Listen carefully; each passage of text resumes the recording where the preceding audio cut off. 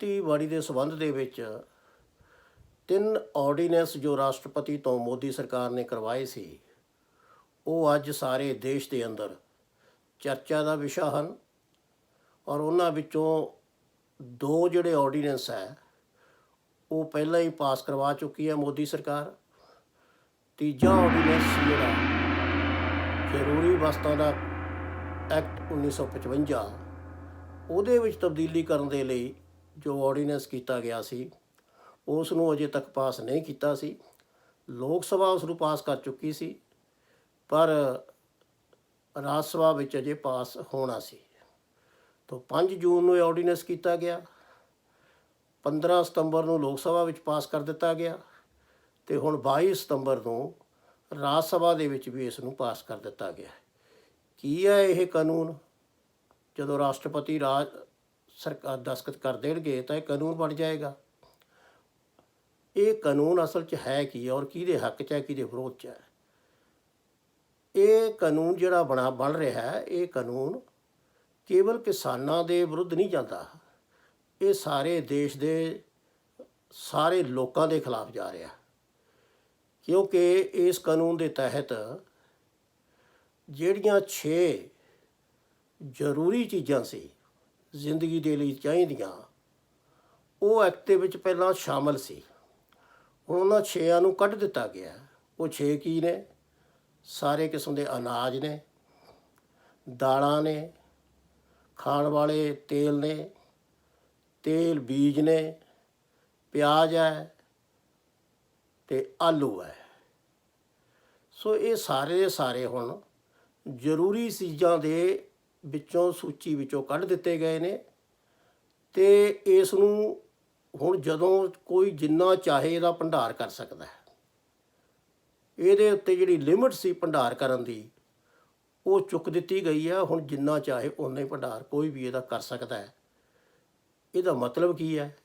ਇਹਦਾ ਮਤਲਬ ਇਹ ਹੈ ਕਿ ਬੜੇ ਕਾਰਪੋਰੇਟ ਘਰਾਣੇ, ਬੜੇ ਕਾਲਾ ਬਾਜ਼ਾਰੀ, ਬੜੇ ਵਪਾਰੀ ਬੜੇ ਗੋਦਾਮ ਬਣਾ ਕੇ ਇਹਨਾਂ ਵਸਤਾਂ ਨੂੰ ਕਿਸਾਨ ਦੀ ਜਦੋਂ ਫਸਲ ਆਏਗੀ ਉਦੋਂ ਸਸਤੇ ਭਾਅ 'ਤੇ ਖਰੀਦ ਲੈਣਗੇ, ਫਿਰ ਇਹਨਾਂ ਨੂੰ ਸਟੋਰ ਕਰ ਲੈਣਗੇ। ਸਟੋਰ ਕਰਕੇ ਮਹਿੰਗਾਈ, ਮਸਨੂਈ ਕਿੱਲਤ ਪੈਦਾ ਕਰਕੇ ਮਹਿੰਗਾਈ ਵਧਾ ਦੇਣਗੇ। ਮਹਿੰਗਾਈ ਵਧਾ ਕੇ ਲੋਕਾਂ ਦੇ ਵਿੱਚ ਫਿਰ ਉਹਨੂੰ ਜਾਰੀ ਕਰਨਗੇ ਅਤੇ ਲੋਕਾਂ ਦੀ ਛਿੱਲ ਪੱਟਣਗੇ। ਸੋ ਇਹ ਸਾਰੇ ਦੇਸ਼ ਦੇ ਲੋਕਾਂ ਦੇ ਖਿਲਾਫ ਹੈ। ਕਿਸਾਨਾਂ ਦੇ ਤਾਂ ਇਹ ਖਿਲਾਫ ਹੈ ਹੀ ਹੈ, ਇਹ ਲੋਕਾਂ ਦੇ ਵੀ ਖਿਲਾਫ ਹੈ। ਇਹਦੀ ਤਿਆਰੀ ਕੋਈ ਅੱਜ ਤੋਂ ਨਹੀਂ ਹੋ ਰਹੀ। ਮੋਦੀ ਸਰਕਾਰ ਇਹਦੀ 2015 ਤੋਂ ਤਿਆਰੀ ਕਰ ਰਹੀ ਸੀ। ਉਹ ਇਸ ਗੱਲ ਤੋਂ ਪਤਾ ਲੱਗਦਾ ਹੈ ਕਿ ਅਦਾਨੀ ਸਾਹਿਬ ਨੇ, ਜਿਹੜੇ ਕਿ ਸਾਡੇ ਪ੍ਰਧਾਨ ਮੰਤਰੀ ਦੇ ਬਹੁਤ ਹੀ ਜ਼ਿਆਦਾ ਨਜ਼ਦੀਕੀ ਨੇ, ਬਹੁਤ ਵੱਡਾ ਕਾਰਪੋਰੇਟ ਘਰਾਣਾ ਹੈ, ਉਸ ਅਦਾਨੀ ਦੇ ਜਿਹੜੇ ਸੀਲੋ ਨੇ ਉਹ ਸਾਰੇ ਦੇਸ਼ ਦੇ ਵਿੱਚ ਪਹਿਲਾਂ ਹੀ ਬਣਨੇ ਸ਼ੁਰੂ ਹੋ ਗਏ ਸੀ। ਸੀਲੋ ਦਾ ਮਤਲਬ ਕੀ ਹੈ? ਸੀਲੋ ਗੋਦਾਮ ਹੀ ਹੈ। ਸੀਲੋ ਅੰਗਰੇਜ਼ੀ ਦਾ ਸ਼ਬਦ ਹੈ, ਜਿਹਨੂੰ ਆਪਾਂ ਬੁਖਾਰੀ ਵੀ ਕਹਿ ਦਿੰਦੇ ਹਾਂ। ਪੁਰਾਣੇ ਜ਼ਮਾਨੇ ਦੇ ਵਿੱਚ ਬੁਖਾਰੀਆਂ ਹੁੰਦੀਆਂ ਸੀ ਮਿੱਟੀ ਦੀਆਂ, ਉਹਨਾਂ ਦੇ ਵਿੱਚ ਅਨਾਜ ਪਾਇਆ ਜਾਂਦਾ ਸੀ। ਉਹ ਬੁਖਾਰੀ, ਜਿਹਨੂੰ ਸਟੋਰ ਕਰਨ ਵਾਸਤੇ ਇੱਕ ਤਰ੍ਹਾਂ ਦਾ ਗੋਦਾਮ, ਇਹ ਇੱਕ ਨਵੀਂ ਕਿਸਮ ਦੇ ਗੋਦਾਮ ਜਿਹੜੇ ਸਟੀਲ ਦੇ ਬਣੇ ਹੋਣਗੇ, ਉਹ ਗੋਦਾਮ ਬਣਾਉਣ ਦੇ ਅਦਾਨੀ ਸਾਹਿਬ ਦੇ ਨਾਲ ਪਹਿਲਾਂ ਤੋਂ ਹੀ ਸਮਝੌਤੇ ਕੀਤੇ ਜਾ ਰਹੇ ਸੀ। ਔਰ ਉਹਨੇ ਹੁਣ ਤੱਕ ਸਾਰੇ ਦੇਸ਼ ਦੇ ਅੰਦਰ ਇਹ ਗੋਦਾਮ ਹੈ ਜਿਹੜੇ ਉਹਦੇ ਬਹੁਤ ਸਾਰੇ ਥਾਵਾਂ 'ਤੇ ਬਣ ਵੀ ਚੁੱਕੇ ਨੇ। ਸਾਰੇ ਦੇਸ਼ 'ਚ 14 ਥਾਵਾਂ ਦੇ ਉੱਤੇ 8,75,000 ਮੀਟ੍ਰਿਕ ਟਨ ਸਟੋਰ ਕਰਨ ਦੇ ਇਹ ਗੋਦਾਮ ਪਹਿਲਾਂ ਹੀ ਬਣ ਚੁੱਕੇ ਨੇ। ਪੰਜਾਬ ਦੇ ਵਿੱਚ ਵੀ ਇਹ ਗੋਦਾਮ ਬਣਾਏ ਜਾਣੇ ਨੇ ਔਰ ਕੁਝ ਬਣ ਵੀ ਰਹੇ ਨੇ। 18 ਫਰਵਰੀ 2020 ਨੂੰ ਇੱਥੇ ਕੇਂਦਰੀ ਮੰਤਰੀ ਆਏ ਸੀਗੇ ਔਰ ਉਹ ਕੇਂਦਰੀ ਦਾਨਵੇ ਸਾਹਿਬ, ਪਾਟਲ ਦਾਨਵੇ ਕੇਂਦਰੀ ਮੰਤਰੀ ਆਏ ਸੀ ਸੰਗਰੂਰ FCA ਦੇ ਕਿਸੇ ਗੋਦਾਮ ਦਾ ਨਿਰੀਖਣ ਕਰਨ ਵਾਸਤੇ। ਉਦੋਂ ਬਿਆਨ ਦੇ ਕੇ ਗਏ ਬਕਾਇਦਾ ਕਿ ਪੰਜਾਬ ਦੇ ਵਿੱਚ ਅਸੀਂ 31 ਸੀਲੋ ਬਣਾ ਰਹੇ ਹਾਂ। 31 ਸੀਲੋ ਕਿੰਨੀਆਂ ਥਾਵਾਂ 'ਤੇ ਬਣਾ ਰਹੇ ਨੇ? 31 ਸੀਲੋ 21 ਥਾਵਾਂ ਦੇ ਉੱਤੇ ਬਣਾਏ ਜਾ ਰਹੇ ਨੇ। 20 ਥਾਵਾਂ 'ਤੇ ਇਹ 31 ਸੀਲੋ ਬਣਾਏ ਜਾਣੇ ਨੇ ਔਰ 21 ਲੱਖ ਮੀਟ੍ਰਿਕ ਟਨ ਉਹਦੇ ਵਿੱਚ ਭੰਡਾਰ ਕਰਨ ਦੀ ਸਮਰੱਥਾ ਹੋਏਗੀ। ਔਰ ਇਹ ਸਾਰੀ ਤਿਆਰੀ ਦਾ ਮਤਲਬ ਪਹਿਲਾਂ ਤੋਂ ਹੀ ਚੱਲ ਰਹੀ ਸੀ। ਹੁਣ ਪ੍ਰਧਾਨ ਮੰਤਰੀ ਜੀ ਨੇ ਕਿਸਾਨਾਂ ਦੇ ਨਾਂ 'ਤੇ ਇੱਕ ਪੈਕੇਜ ਅਨਾਉਂਸ ਕੀਤਾ ਸੀ, ਜਿਹੜਾ ਇਹ ਕਹਿ ਕੇ ਪੈਕੇਜ ਐਲਾਨ ਕੀਤਾ ਕਿ ਇਹ ਕਿਸਾਨਾਂ ਦੇ ਹੱਕ ਵਿੱਚ ਹੈ, ਕਿਸਾਨਾਂ ਲਈ ਫਾਇਦੇਮੰਦ ਹੈ, ਕਿਸਾਨਾਂ ਨੂੰ ਅਸੀਂ ਇਹ ਪੈਕੇਜ ਦੇ ਰਹੇ ਹਾਂ ਭੰਡਾਰਨ ਵਾਸਤੇ, ਕਿ ਕਿਸਾਨ ਜਦੋਂ ਨਹੀਂ ਵੇਚਣੀ ਚਾਹੁੰਦਾ ਫਸਲ ਤਾਂ ਉਹਨੂੰ ਭੰਡਾਰ ਕਰ ਸਕੇ ਅਤੇ ਫਿਰ ਉਹਦੇ ਲਈ ਗੋਦਾਮ ਬਣਾ ਸਕੇ ਆਪਣਾ। ਉਹ ਭੰਡਾਰ ਬਣਾਉਣ ਵਾਸਤੇ ਅਸੀਂ 1 ਲੱਖ ਟਨ, ਇਹ 1 ਲੱਖ ਰੁਪਏ ਦਾ 1 ਲੱਖ ਕਰੋੜ 1 ਲੱਖ ਕਰੋੜ 1 ਲੱਖ ਕਰੋੜ ਰੁਪਏ ਦਾ ਪੈਕੇਜ ਉਹਨਾਂ ਨੇ ਐਲਾਨ ਕੀਤਾ। ਅਸਲ ਵਿੱਚ ਉਹ ਪੈਕੇਜ ਕੋਈ ਕਿਸਾਨਾਂ ਵਾਸਤੇ ਨਹੀਂ, ਕਿਸਾਨਾਂ ਦਾ ਸਿਰਫ ਨਾਂ ਵਰਤਿਆ ਜਾ ਰਿਹਾ ਹੈ। ਇਹ ਪੈਕੇਜ ਇਹੀ ਅਦਾਨੀ ਵਗੈਰਾ ਜਿਹੜੇ ਹੈਗੇ ਨਾ, ਇਹਨਾਂ ਨੂੰ ਸਸਤੇ ਰੇਟ ਦੇ ਉੱਤੇ ਕਰਜ਼ੇ ਦੇਣ ਦੇ ਲਈ 1 ਲੱਖ ਕਰੋੜ ਦਾ ਇਹ ਪੈਕੇਜ ਐਲਾਨ ਕਰ ਦਿੱਤਾ ਗਿਆ, ਤਾਂ ਕਿ ਤੁਸੀਂ ਆਪਦੇ ਭੰਡਾਰ ਬਣਾਓ। ਔਰ ਇਹ ਜਿਹੜੇ ਸੀਲੋ ਬਣਨਗੇ ਔਰ ਜਾਂ ਬਣੇ ਹੋਏ ਨੇ, ਇਹ ਸੀਲੋ ਨੂੰ ਫਿਰ ਮੰਡੀ ਵਿੱਚ ਬਦਲ ਦਿੱਤਾ ਜਾਏਗਾ। ਇਹਨਾਂ ਨੂੰ ਇੱਕ ਮਾਰਕੀਟ ਯਾਰਡ ਬਣਾ ਦਿੱਤਾ ਜਾਏਗਾ ਕਿ ਕਿਸਾਨ ਜਿਹੜਾ ਹੈ ਆਪਣਾ ਅਨਾਜ ਸਿੱਧਾ ਉੱਥੇ ਲੈ ਕੇ ਆਵੇ, ਔਰ ਉੱਥੇ ਹੀ ਉਹ ਸਾਰੇ ਦਾ ਸਾਰਾ ਅਸੀਂ 2 ਘੰਟੇ 3 ਘੰਟਿਆਂ ਵਿੱਚ ਉਹਨੂੰ ਵਿਹਲੇ ਕਰ ਦਿਆਂਗੇ। ਉੱਥੇ ਹੀ ਉਹਦੀ ਛਟਾਈ ਹੋਏਗੀ, ਉੱਥੇ ਹੀ ਉਹਦੀ ਸਫਾਈ ਹੋਏਗੀ, ਉੱਥੇ ਹੀ ਉਹਦਾ ਭੰਡਾਰ ਹੋਏਗਾ, ਉੱਥੇ ਹੀ ਉਹ ਵਿਕੇਗਾ। ਇਸ ਕਰਕੇ ਉਹਨਾਂ ਨੂੰ ਇੱਕ ਤਰ੍ਹਾਂ ਦੇ ਇਹ ਮੰਡੀਆਂ ਦਾ ਇੱਕ ਬਦਲ ਦਿੱਤਾ ਜਾ ਰਿਹਾ। ਜਿਹੜੀਆਂ ਮਾਰਕੀਟ ਕਮੇਟੀਆਂ ਨੇ, ਜਿਹੜੀਆਂ ਮਾਰਕੀਟ ਮੰਡੀਆਂ ਬਣਾਈਆਂ ਹੋਈਆਂ ਨੇ ਹਰਿਆਣੇ ਦੇ ਵਿੱਚ, ਹਿਮਾਚਲ ਦੇ ਵਿੱਚ, ਪੰਜਾਬ ਦੇ ਵਿੱਚ, ਉਹਨਾਂ ਮੰਡੀਆਂ ਦਾ ਇੱਕ ਬਦਲ ਇਹ ਪ੍ਰਾਈਵੇਟ ਕਾਰਪੋਰੇਟ ਘਰਾਣਿਆਂ ਦੇ ਵੱਲੋਂ ਦਿੱਤਾ ਜਾ ਰਿਹਾ। ਔਰ ਉੱਥੇ ਸਾਰਾ ਅਨਾਜ ਜਾਏਗਾ, ਉਹਨੂੰ ਇੱਕ ਤਰ੍ਹਾਂ ਦੀ ਮੰਡੀ ਬਣਾ ਦਿੱਤਾ ਜਾਏਗਾ। ਉਹ ਸਿਰਫ ਗੋਦਾਮ ਨਹੀਂ ਰਹਿਣੇ, ਉਹ ਬਕਾਇਦਾ ਤੌਰ 'ਤੇ ਇੱਕ ਉਸ ਨੂੰ ਮਾਰਕੀਟ ਯਾਰਡ ਬਣਾਇਆ ਜਾਏਗਾ। ਤਾਂ ਉਹਦੇ ਨਾਲ ਸਾਰਾ ਅਨਾਜ ਜਿਹੜਾ ਨਾ ਉੱਥੇ ਜਾਏਗਾ। ਸੋ ਇਸ ਤਰ੍ਹਾਂ ਦੇ ਨਾਲ ਇਹ ਇੱਕ ਤਰ੍ਹਾਂ ਦੀ ਕਾਲਾ ਬਾਜ਼ਾਰੀ ਨੂੰ ਅਤੇ ਸਮਗਲਿੰਗ ਨੂੰ ਦੇਸ਼ ਦੇ ਅੰਦਰ ਕਾਨੂੰਨੀ ਜਾਮਾ ਪਹਿਨਾ ਦਿੱਤਾ ਗਿਆ ਹੈ, ਔਰ ਕਾਨੂੰਨੀ ਜਾਮਾ ਪਹਿਨਾ ਕੇ ਇਹਨੂੰ ਲੀਗਲ ਕਰ ਦਿੱਤਾ ਗਿਆ। ਸੋ ਇਹ ਸਾਰਾ ਕੁਝ ਜਿਹੜਾ ਹੋ ਰਿਹਾ ਹੈ, ਇਹਦੇ ਮਾਮਲੇ ਦੇ ਵਿੱਚ ਹੁਣ ਐਜੀਟੇਸ਼ਨ ਚੱਲ ਰਹੀ ਹੈ। ਸਾਰੇ ਦੇਸ਼ ਦੇ ਅੰਦਰ ਕਿਸਾਨ ਐਜੀਟੇਸ਼ਨ ਕਰ ਰਹੇ ਨੇ। ਇਹ ਕੇਵਲ ਪੰਜਾਬ ਦੇ ਵਿੱਚ ਤਾਂ ਨਹੀਂ ਚੱਲ ਰਹੀ, ਹਰਿਆਣੇ ਵਿੱਚ ਵੀ ਚੱਲ ਰਹੀ ਹੈ, ਪੱਛਮੀ ਯੂਪੀ 'ਚ ਵੀ ਚੱਲ ਰਹੀ ਹੈ। ਦੇਸ਼ ਦੇ ਅਲੱਗ-ਅਲੱਗ ਭਾਗਾਂ ਦੇ ਵਿੱਚ ਸਾਰੀ ਚੱਲ ਰਹੀ ਹੈ ਐਜੀਟੇਸ਼ਨ। ਸੋ ਸਾਰੇ ਕਿਸਾਨਾਂ ਦੀ 25 ਸਤੰਬਰ ਨੂੰ ਪੰਜਾਬ ਦੇ ਕਿਸਾਨ ਪੰਜਾਬ ਬੰਦ ਕਰ ਰਹੇ ਨੇ, ਔਰ ਇਹ ਪੰਜਾਬ ਬੰਦ ਜਿਸ ਤਰ੍ਹਾਂ ਦੀ ਏਕਤਾ ਉਸਰ ਰਹੀ ਹੈ, ਜਿਸ ਤਰ੍ਹਾਂ ਦਾ ਰੋਸ ਪੈਦਾ ਹੋ ਰਿਹਾ ਹੈ, ਉਹਦੇ ਹਿਸਾਬ ਦੇ ਨਾਲ ਇਹ ਪੰਜਾਬ ਬੰਦ ਸ਼ਾਇਦ ਹਿੰਦੁਸਤਾਨ ਭਾਰਤ ਬੰਦ ਦੇ ਵਿੱਚ ਬਦਲ ਜਾਏ। ਕਿਉਂਕਿ ਪੰਜਾਬ ਦੇ ਅੰਦਰ ਜਿਹੜੀਆਂ ਕਿਸਾਨ ਜਥੇਬੰਦੀਆਂ ਅਲੱਗ-ਅਲੱਗ ਹੋ ਕੇ ਲੜਦੀਆਂ ਸੀ, ਲੜ ਸਾਰੀਆਂ ਹੀ ਰਹੀਆਂ ਸੀ, ਪਰ ਉਹ ਆਪਣੇ ਪਲੇਟਫਾਰਮ ਤੋਂ ਆਪਣੇ ਐਕਸ਼ਨ ਦੇ ਰਹੀਆਂ ਸੀ।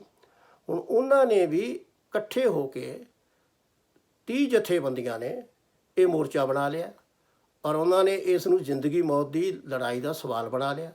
ਪੰਜਾਬ ਦੇ ਅੰਦਰ ਰਾਜਨੀਤਿਕ ਪਾਰਟੀਆਂ ਨੂੰ ਵੀ ਇਸ ਤਰ੍ਹਾਂ ਦੀ ਚਿੰਤਾ ਪੈਦਾ ਹੋ ਗਈ ਹੈ, ਕਿਉਂਕਿ ਅੰਦੋਲਨ ਏਡਾ ਵੱਡਾ ਹੋ ਗਿਆ ਕਿ ਜੇਕਰ ਅਸੀਂ ਇਹ ਕਿਸਾਨਾਂ ਦੇ ਹੱਕ ਵਿੱਚ ਨਾ ਖਲੋਏ ਤਾਂ ਸ਼ਾਇਦ ਸਾਡਾ ਜਿਹੜਾ ਰਾਜਨੀਤਿਕ ਆਧਾਰ ਹੈ ਉਹ ਪੰਜਾਬ ਦੇ ਵਿੱਚੋਂ ਖੁੱਸ ਜਾਏਗਾ। ਅਕਾਲੀ ਪਾਰਟੀ ਦੀ ਮਿਸਾਲ ਹੈ।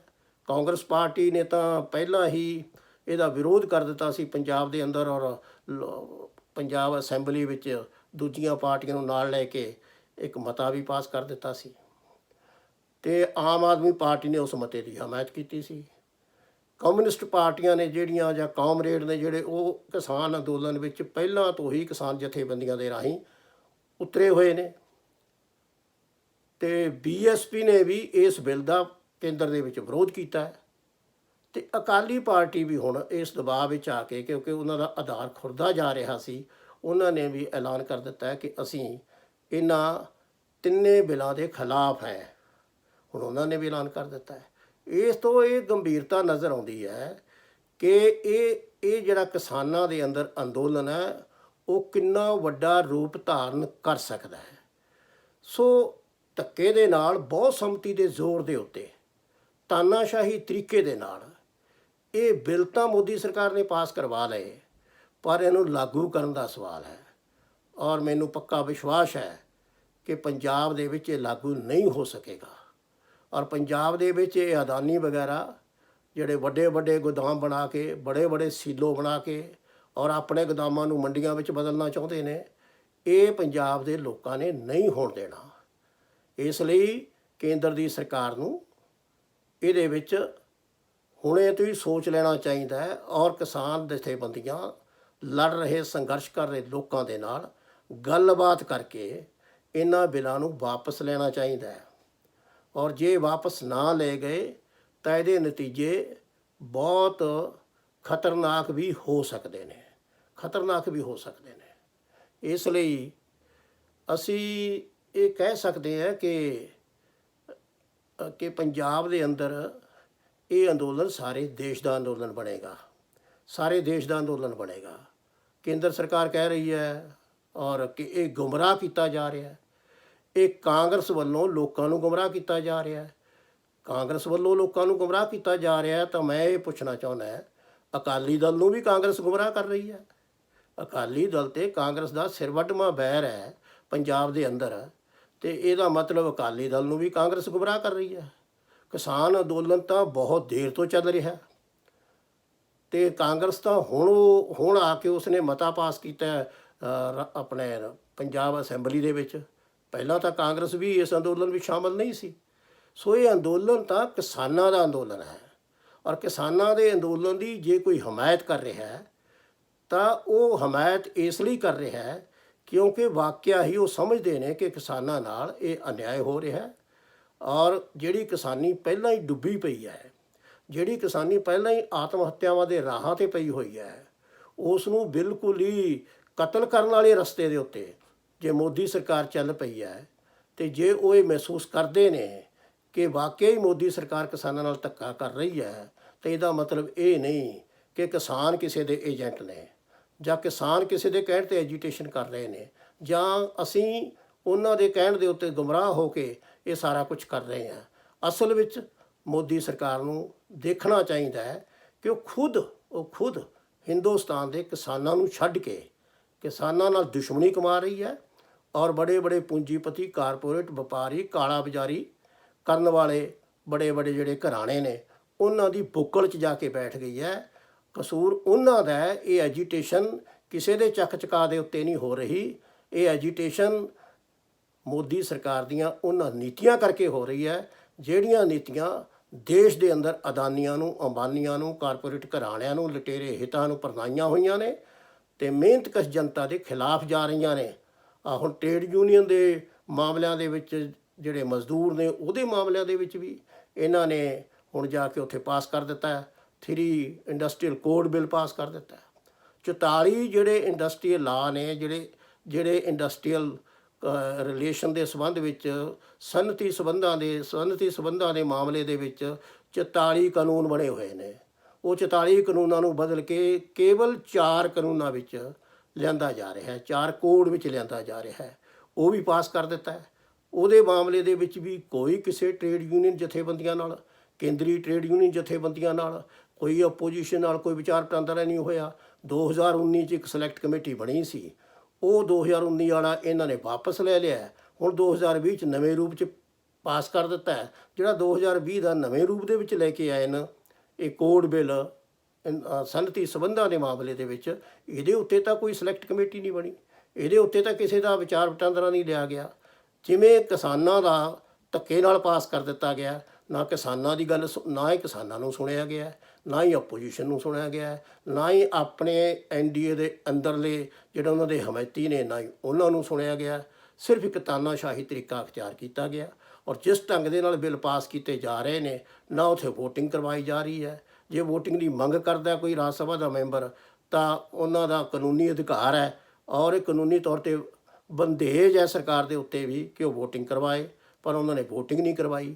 ਜੇ ਉਹਨਾਂ ਨੇ ਜਦੋਂ ਉਹਨਾਂ ਦੀ ਵੋਟਿੰਗ ਨਹੀਂ ਕਰਵਾਈ ਤੇ ਫਿਰ ਆਪੋਜੀਸ਼ਨ ਦੇ ਮੈਂਬਰਾਂ ਨੇ ਜੇ ਉੱਥੇ ਉਹਦਾ ਵਿਰੋਧ ਕੀਤਾ ਤਾਂ 8 ਜਿਹੜੇ ਆ ਮੈਂਬਰ ਪਾਰਲੀਮੈਂਟ ਰਾਜ ਸਭਾ ਦੇ, ਉਹਨਾਂ ਨੂੰ ਤਾਨਾਸ਼ਾਹੀ ਤਰੀਕੇ ਦੇ ਨਾਲ ਪਾਰਲੀਮੈਂਟ ਦੇ ਵਿੱਚੋਂ, ਰਾਜ ਸਭਾ ਦੇ ਵਿੱਚੋਂ ਸਸਪੈਂਡ ਕਰ ਦਿੱਤਾ ਗਿਆ ਹਫ਼ਤੇ ਲਈ।